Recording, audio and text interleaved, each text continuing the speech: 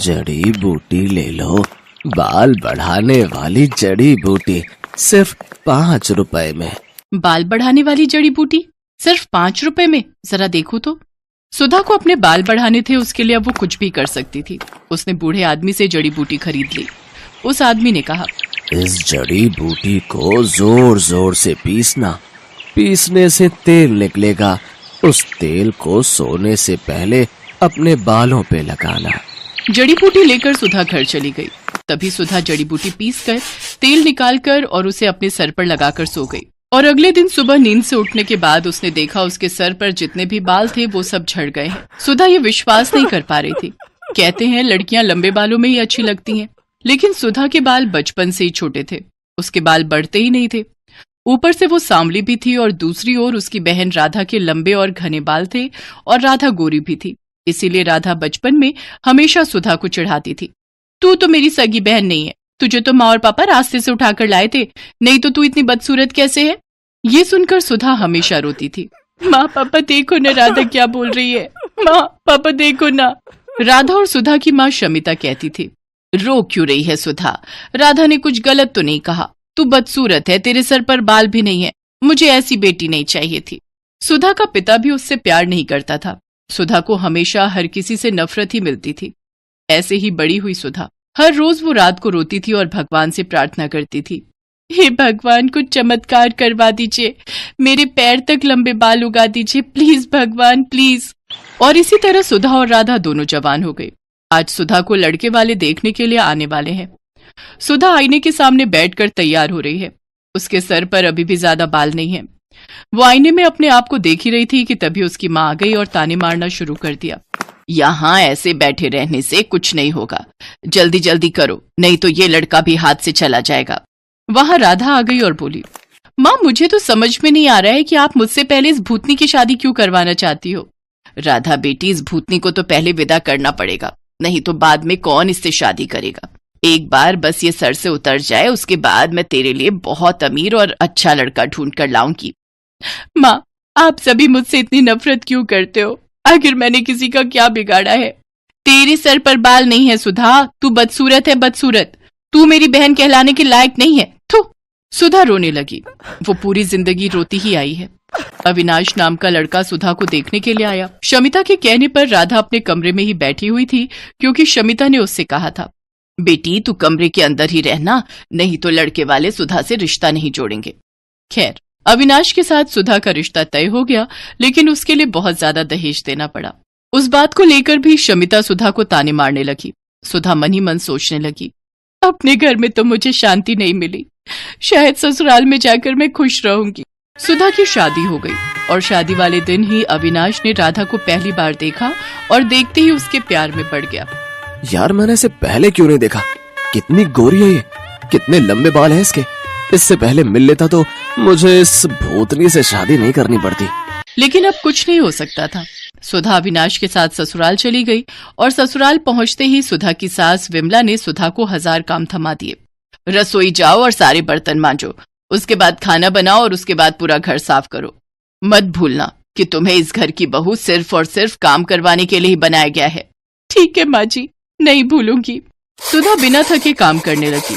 उसकी सास और उसका पति उसके छोटे छोटे बालों को लेकर मजाक उड़ाने लगे। तुम्हारे बाल तो मुझसे भी छोटे हैं सुधा। ये तो पूरी नौकरानी लग रही है। हाँ हाँ, मुफ्त की नौकरी। अविनाश मजाक उड़ाता ही गया और एक दिन उसके साथ राधा की मुलाकात हो गई। राधा को अपने लंबे बालों को लेकर बहुत अहंकार था। वो सुंदर भी थी। अविनाश को उससे प्यार हो गया और राधा भी अविनाश को पसंद करने लगी। और एक दिन अविनाश और राधा ने शादी कर ली। राधा अविनाश के घर चली आई। ये देखकर सुधा को जैसे सदमा लग गया। राधा, राधा तू मेरे साथ ऐसा कैसे कर सकती है, तूने मेरे पति से शादी कर ली। चुप रह, समझी ना, अविनाश तो तुझसे प्यार भी नहीं करता है, वो सिर्फ मुझसे प्यार करता है। हाँ हाँ, ऐसे बिना बाल की औरत से कौन प्यार करेगा, मुझे तो लंबे बालों वाली लड़कियां पसंद है। सुधा बस अकेली चुपके से रोती रही। अगले दिन वो बाजार गई और देखा एक बूढ़ा आदमी जड़ी बूटी बेच रहे हैं। जड़ी बूटी ले लो, बाल बढ़ाने वाली जड़ी बूटी, सिर्फ 5 रुपए में। बाल बढ़ाने वाली जड़ी बूटी सिर्फ 5 रुपए में? जरा देखो तो। सुधा को अपने बाल बढ़ाने थे, उसके लिए अब वो कुछ भी कर सकती थी। उसने बूढ़े आदमी से जड़ी बूटी खरीद ली। उस आदमी ने कहा, इस जड़ी बूटी को जोर जोर से पीसना, पीसने से तेल निकलेगा। उस तेल को सोने से पहले अपने बालों पे लगाना। जड़ी बूटी लेकर सुधा घर चली गई। रात को सभी सो गए और तभी सुधा ने जड़ी बूटी पीसकर तेल निकाला और उसे अपने सिर पर लगाकर सो गई। और अगले दिन सुबह नींद से उठने के बाद उसने देखा उसके सर पर जितने भी बाल थे वो सब झड़ गए हैं। सुधा को जोर से रोना आ गया। ये क्या हो गया? मेरे सारे बाल झड़ गए, अब मैं क्या करूं? सुधा जोर जोर से रोने लगी और उसे इस हालत में अविनाश, विमला और राधा ने देख लिया। ये क्या, तू पूरी तरह से गंजी हो गई? छी, मैं देख नहीं पा रहा हूं तुम्हारी तरफ, मुझे उल्टी आ रही है। सुधा, तुम निकलो यहाँ से। यहाँ तुम्हारी कोई जरूरत नहीं है। तुम इस घर में रहोगी तो इस घर का नाम बदनाम होगा। सभी ने मिलकर सुधा को घर से निकाल दिया। सुधा रोती हुई एक जंगल में चली गई। जंगल में वो एक पेड़ के नीचे बैठकर रोने लगी। उसी पेड़ पर एक पंछी रहती थी। उसने सुधा को रोते हुए देखकर कहा, तुम रो क्यों रही हो? सुधा ने उस पंछी को सब कुछ बताया। रो मत, ज्यादातर इंसान बुरे होते हैं, इसीलिए तो हम जंगल में रहते हैं। इस जंगल में सब कुछ है। बड़ी से बड़ी बीमारी का इलाज है यहाँ। एक फल है, उसका रस निकालकर सर पर लगाने से बाल बड़े हो सकते हैं। सच? कहाँ मिलेगा मुझे वो फल? मैं लाती हूँ।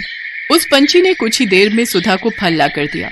उस फल का रस निकालकर सुधा ने सर पर लगाया और उसके बाल उगने लगे। उसके बाल सर से पैर तक आ गए, काले लंबे घने बाल, ठीक जैसा सुधा चाहती थी। सुधा ने पंछी से कहा, अच्छी पंछी, तुम्हारा बहुत बहुत धन्यवाद। मैं इस फल का रस लड़कियों को बेचना चाहती हूँ, उन लड़कियों को जिनके बाल नहीं उगते, ताकि उन्हें भी मेरी तरह परेशानियों का सामना न करना पड़े। सुधा जंगल से निकलकर फल का रस बेचने लगी और एक दिन उसे अविनाश और राधा ने देख लिया। तुम सुधा हो ना? हाँ, क्यों? अरे वाह, तुम्हारे इतने लंबे बाल कैसे हो गए? इस फल का रस निकालकर सर पर लगाने से। तुम बहुत खूबसूरत लग रही हो।